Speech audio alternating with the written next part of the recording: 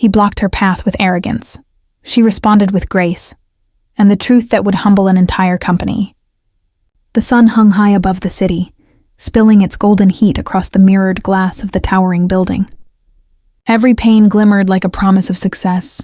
Inside and out, the rhythm of ambition pulsed, heels striking marble floors, suits brushing past one another, the scent of coffee and confidence lingering in the air.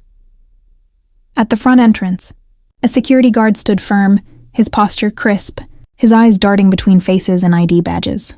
Beeps from the scanner punctuated the afternoon hum. A steady rhythm of access granted, lives in motion. Then she appeared. A black woman in her mid-30s approached the steps, her stride measured, poised. She wasn't flashy. Her elegance lived in restraint. A white blouse, neatly pressed, a navy skirt that swayed lightly in the breeze, and a simple folder clutched in one hand. Her natural hair framed her face in quiet grace. There was something calm about her, not the stillness of hesitation, but of certainty. The kind that didn't need to announce itself. As she drew closer to the glass doors, the guard's gaze lifted, narrowing slightly. Around them, the flow of workers continued unbroken, but something in the air shifted, like the brief pause before a story changes course forever. The moment she reached the glass doors, the security guard shifted, stepping squarely into her path. His hand lifted like a stop sign, his expression turning from routine to scrutiny. "Ma'am, this area is restricted," he said, his tone firm, almost rehearsed. His eyes traveled slowly from her polished shoes to her calm face, lingering there with quiet suspicion. "Deliveries go through the back." For a second, she simply blinked, caught off guard by the absurdity of it.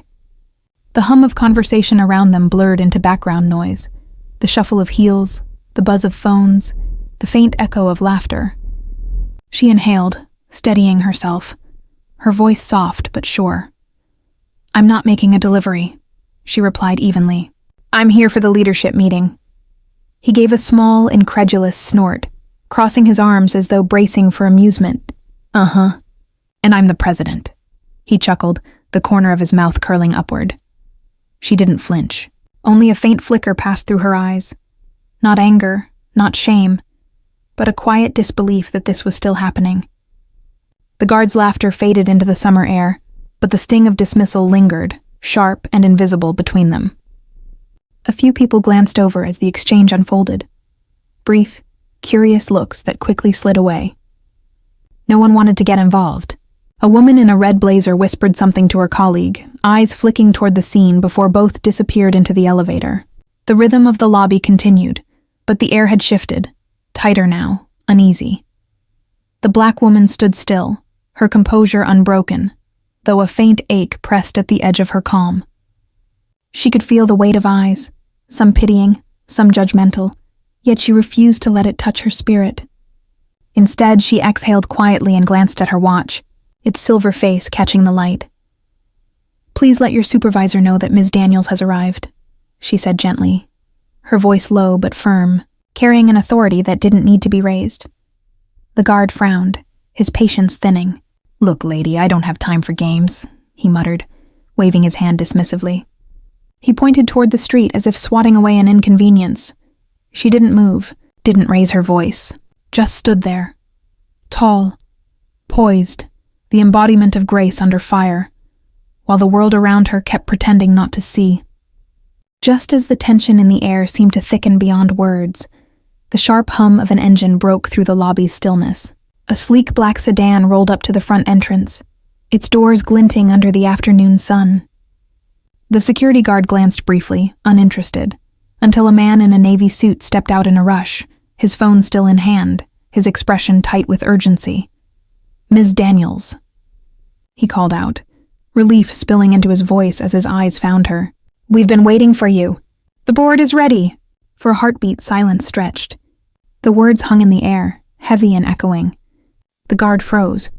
Slowly, his head turned toward the woman he'd just dismissed. His face drained of color, disbelief flashing across his eyes. "You're Miss Daniels?" he stammered, his voice barely above a whisper. She regarded him with calm composure, not anger, not triumph, just quiet clarity. Her gaze met his, steady and unshaken. "Yes," she said softly, each word deliberate. "I am." Then, without another glance, she stepped forward, heels clicking against marble, and walked past him, head held high, leaving behind only the hollow echo of shame and realization. The boardroom shimmered with quiet anticipation. Glass walls, polished wood, the faint scent of fresh coffee and tension. Executives sat in perfect rows, murmuring among themselves until the soft click of heels silenced the room. Ms. Daniels stepped onto the small stage with the kind of composure that didn't demand attention. It commanded it. The afternoon light poured through the tall windows, tracing a golden line across her face. Her folder rested lightly in her hands, but her presence carried far more weight than paper ever could. When she spoke, her voice was calm, not loud, but certain, the kind that made every ear lean closer. "Before I talk about the company's future," she began, her eyes sweeping across the faces before her, "let me share a moment that happened just 5 minutes ago." A hush fell instantly. Even the hum of the air conditioner seemed to fade. Outside the boardroom, the guard stood by the glass doors, frozen in place. Through the faint barrier, he could hear her words, each one clear and steady.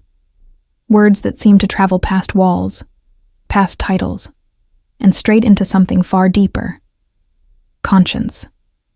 She didn't name him. She didn't need to. Ms. Daniels stood at the podium, her posture straight but her tone gentle, a calm strength radiating from her like sunlight through glass. "Sometimes," she began, her voice carrying effortlessly through the room, "people will try to block you, not because of who you are, but because of what they cannot see in you." A murmur rippled across the boardroom. A few people shifted in their seats, eyes lowering to their notepads. The truth in her words pressed softly but firmly against their pride. She paused, letting the silence breathe before continuing. "But remember, your worth isn't determined by their perception. It's defined by your own perseverance, your integrity, your light, and no locked door, no skeptical glance can take that away from you." The air grew still. Even the tapping of pens had stopped.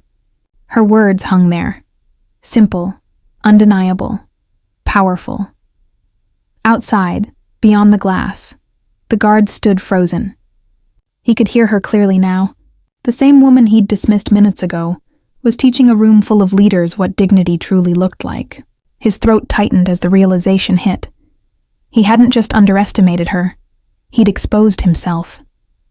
The moment her final words faded, the boardroom erupted in applause. Not the polite kind, but the kind that carries awe, respect, and a touch of shame. Ms. Daniels bowed her head slightly, a quiet acknowledgement before stepping down from the stage. The executives rose to their feet, still clapping as she made her way toward the glass doors. The sound of her heels echoed softly through the corridor, each step a reminder of the grace that power can hold.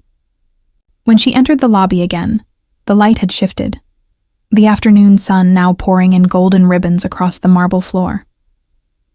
The guard was still there, standing stiffly behind his desk. He looked smaller now, weighed down by something heavier than uniform or duty. As she approached, he straightened, his voice trembling. "Ma'am, I'm so sorry." She paused, studying his face, the regret in his eyes, the lesson already taking root. Then a gentle smile curved her lips. "It's all right," she said softly. "Just remember, always look beyond appearances." And with that, she walked past him, out into the golden light. The doors closed behind her, leaving the faint echo of grace, and a man forever changed by it. Respect costs nothing, but it reveals everything about who we truly are. Never underestimate the quiet strength standing before you.